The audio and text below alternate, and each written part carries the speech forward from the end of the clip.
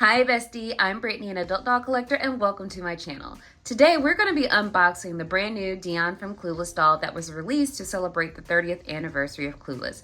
But before we begin, I want to say that this channel is intended for adult doll collectors and not children, so if you're under the age of 13, please get your parents' permission before watching. So, she finally arrived, maybe a couple of days before recording this. And I was so excited to get her.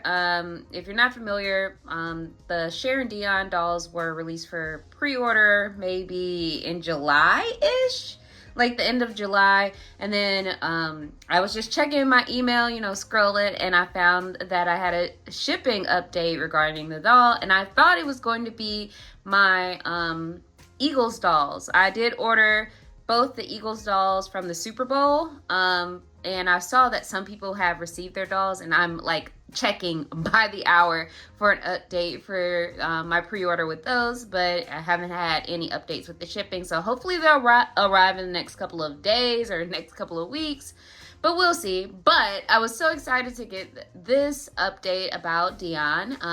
I didn't order Cher because, in looking at the pictures that were released on Mattel Creations site, the Cher doll just didn't wow me.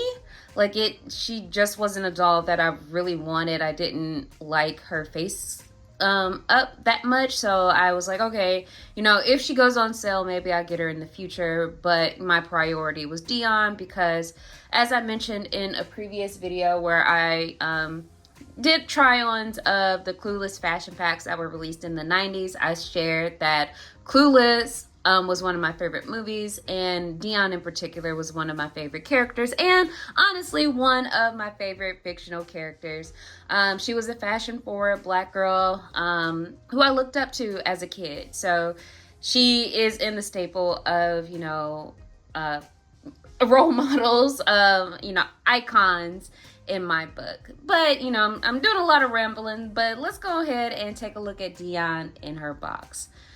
So this is what the doll looks like, and with the details, I believe she has like the Brooklyn face sculpt, and when we unbox her, we'll take a closer look. But this is what the front of the box looks like. I will say, I don't know, I'm not necessarily wowed with the box design. It is kind of simplistic. I don't know, I feel like a little bit more could be done with it, but whatever. It is what it is, I guess. And this is what the side of the box looks like. And then the back of the box. So it has a picture of the doll, and it says, Barbie celebrates the 30th anniversary of Clueless, the iconic 90s coming-of-age film that's totally a timeless cultural touchstone. Dionne gets major snaps for her chic matching black and white plaid miniskirt ensemble, donning her fabulous top hat decked with ribbon and rose. With fearless fashionista takes her outfit. This fearless fashionista takes her outfit to new heights. Edgy, chic, and confident, Dee is witty, and cheeky, but also has an affectionate side that's fiercely loyal to her friends. With her bestie Cher on her cell phone speed dial, Dionne is outie and ready to make some buzz in Beverly Hills. I really think that this is a really cute picture of the doll. All right, and then on the side of the box, we have some illustrations. So we have like a cell phone, a makeup compact. Okay, in the cell phone, the graphic says, ugh, as F. We have shopping bags, hearts, a feathered pen, palm trees, more hearts, a lipstick, and then the sign, like the water sign. So let's go ahead and get Dee out of her box, and then we'll talk about her details and her ensemble. So be right back. Okay, so I am back, and Dionne is out of her box. So let me just say what she came with. So she did come with a stand. She came with the saddle stand, which I am very appreciative of because I typically break by accident all the stands that typically come with the Barbie signature dolls. For some reason, the part that holds the waist, like this part, I always break them. So I am very appreciative to have a saddle stand where the likelihood of me breaking it is very small. But she comes with that, and she also comes with a certificate of authenticity saying that she is a Barbie signature black label doll, and it's the Dionne from Clueless doll. And I looked up her details on the Mattel Creations website before we kind of like talk through everything. So the doll was designed by Javi, maybe? I believe that's how you pronounce their name. If I'm mispronouncing it, please let me know in the comments so I can make corrections. This has it listed as a gold label doll instead of a black label doll, according to the certificate. The face sculpt is Brooklyn, and her body type is the GG with heel feet. So as you can see a little bit, she does have some articulation, but let's take a closer look at her, and I'm going to try not to drop her. The saddle stand might not be as helpful for this part. But this is what she looks like. And let's start with her articulation, I guess, and then we'll talk about her other details. So she is articulated, so she can move her head side to side. She can also up and down. She can move her arm out, so some articulation at the shoulder, also at the elbow and at the wrist. And then she doesn't have any chest articulation, but she has articulation at the hips, so she can sit. And then she has articulation at the knees. So there you are. And then in terms of her details, as mentioned, she does have the Brooklyn sculpt. So she has like green eyes, as you can see. She is also, I'll just take her hat off for the time being. She is wearing earrings. They are not removable. She's wearing red lipstick. She also has a nose ring, which I think is cute.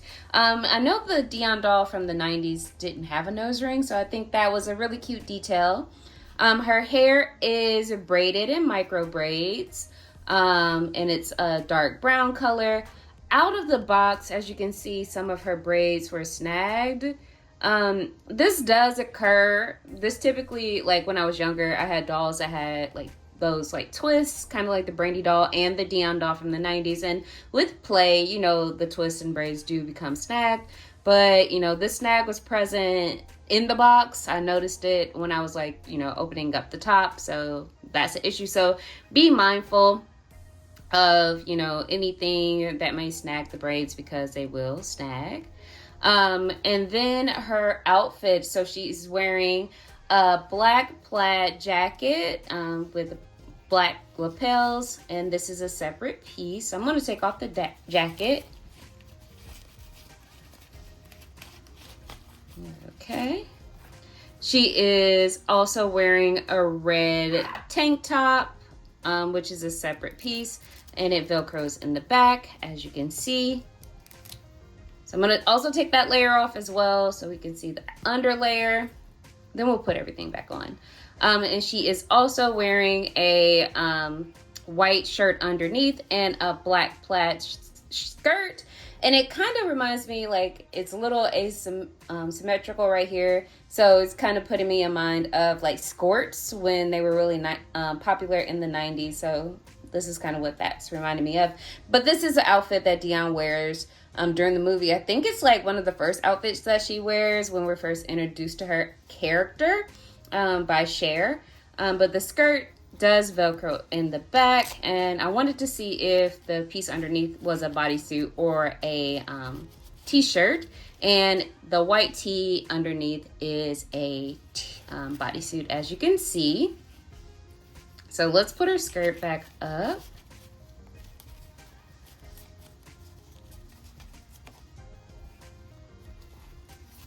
And then she's also wearing knee-high black socks and a pair of chunky black heels. And these remind me of the heels that came with like Generation Girl era dolls. I know Nichelle had a pair of these type of shoes either in a fashion pack or with one of the dolls. I remember coming across it rather. And then I'm going to put her outfit back on and talk about the 2 accessories that she comes with. So just give me one moment.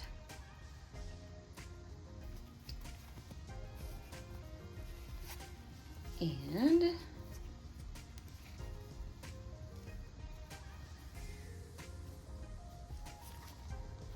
okay, here we are. And then I'm gonna put the jacket back on.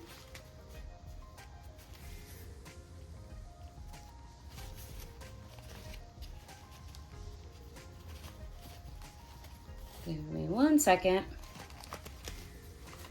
here we are.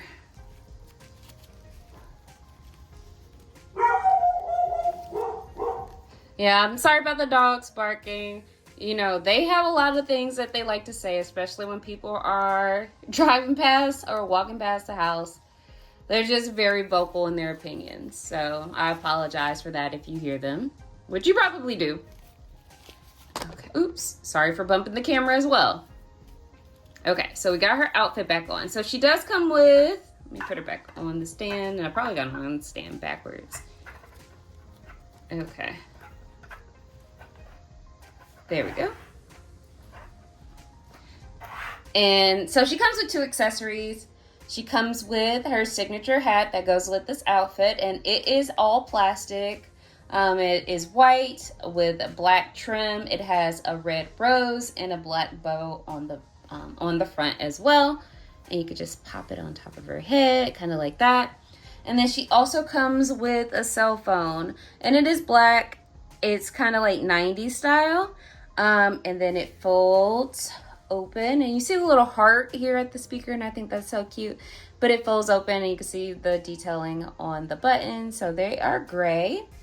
So those are the 2 accessories that she comes with. The one thing I noticed is that she can't hold the phone. Like, there's no handle on the back for her to hold it. So if you are displaying her out of box and would like her to hold the phone, you would have to, you know, probably rubber band it to her hands. I would like to note, like, I think the 90s dolls did come with their cell phone, and this is also the phone that comes with like Phone Fun, Skipper, and Courtney now. But as you can see, there is a handle on the back. And, you know, and some other phones, like this is Alan's phone from the newer line. You know, Alan can hold that phone. And this is a phone I found in my accessories bin, and it's from a My Scene fashion pack. And as you can see, it also has a handle where the dolls can hold their phone and pose with it. And it's kind of, you know, has a similar mechanism or similar fold out to this phone. So I don't know if you can tell by my voice, but I do have thoughts and opinions about this particular doll. And I'll share them because I was going to do something else in this video, but I'm kind of deciding against it. I am a little disappointed in this doll. And I knew better because I did see the promo pictures. And the quality just didn't look like it was there, but I thought that maybe, you know, things would be different in person, but the quality is still not here. The doll retails for $60 on MattelCreations.com or whatever. You can also find them online, like at Amazon or Target or what have you, for about $55. And in certain instances, you could get it cheaper than that. I think I did order doubles, and I have one that I might have paid like $40 for that is on the way whenever the pre-orders ship out. But this is a doll that came from Mattel Creations because I wanted to make sure that I was able to get the doll. So I did order from the Mattel Creations website. And I know you guys probably hear it when I was like taking her jacket off. But this material feels very cheap. This honestly feels like the same, you know, material that they use for the current Playline fashion packs. It doesn't give me, I paid $60 for this quality. The only upside in terms of, you know, the doll outfit pieces that we have here is that her socks are made from real material. So is the tank top under here that is serving as a vest, and then the bodysuit as well. But like the key pieces of the fashion that she's wearing, they just feel really cheap. And I brought over one of the dolls that I featured in the Clueless fashion pack video, which I will link in the bottom, from a while back, from like July. So this is a 90s playline fashion pack. So like in the 90s, these fashion packs were likely like $5.99, $9.99 at most, but more than likely they were $5.99. And this feels real. Like this sweater and the sweater vest feel like real material. You also get accessories that they can use. Like it comes with the little purse. And why doesn't this doll have a purse? Maybe Dionne didn't have it in the... Did Dionne have it in the scene? I don't know. But I feel like she did have some accessories. Like even the 90s doll had like the animal backpack. You also had little cardboard pieces to serve as notebooks and school books, and it also came with a little feather pen. Like those are tiny things that you can do to elevate this doll to make it worth the $60 price point. Like you were doing better in the 90s with a $20 doll, because at most those dolls likely cost $25 if you went to somewhere expensive like KB Toys. At a Toys R Us it probably was like $20, and you could probably find it cheaper at big box stores like Walmart. But you know, that's like a $25 doll in the 90s, and this is a $60 doll in 2025, and it's just not, the quality is not there. I'm disappointed in it, but at the same time, I knew better because I saw the promo pictures. So this is my L to take and my L to hold. But one thing that I do like about it, I think this is a very cute Brooklyn face sculpt. And I think this, you know, the Brooklyn screening gets a lot of flack. Sometimes she's too cutesy, but sometimes she can be really cute. Like, I don't think I'm a fan of the 80th anniversary screening that they put on her, but the screening that they use on the Barbie Style Instagram page is probably the highlight. Also, the anniversary Brooklyn, I think it's 65th anniversary. You know, my girl that I feature all the time on the channel. Like, this is such a cute screening and mold of the Brooklyn character. Like, this is probably top tier for me, and I feel like the use of the Brooklyn sculpt on Dionne is up there for me as well. Like, they are so cute. So yeah, I'm disappointed. Like, I keep saying I'm disappointed, and I am. But I would like to hear what your thoughts are about this doll, or about the other Clueless doll, the Cher doll, if you have received them. I want to know what you all think. I would love to hear from you in the comments. We will likely see, you know, this doll again, because like I said, I love this face sculpt, and my goal was to rebody her on a Made to Move Barbie, and I'm hoping she is a match for this yoga doll that I found on Facebook Marketplace for a really cute cheap price. It was like $10. I was like, oh yeah, let me get it. Even if it doesn't match, you know, having Made to Moves on hand is, you know, ideal for me. So I'm going to see if she's a match, and I'll take pictures to see if she is, if you need that for reference, and then go from there.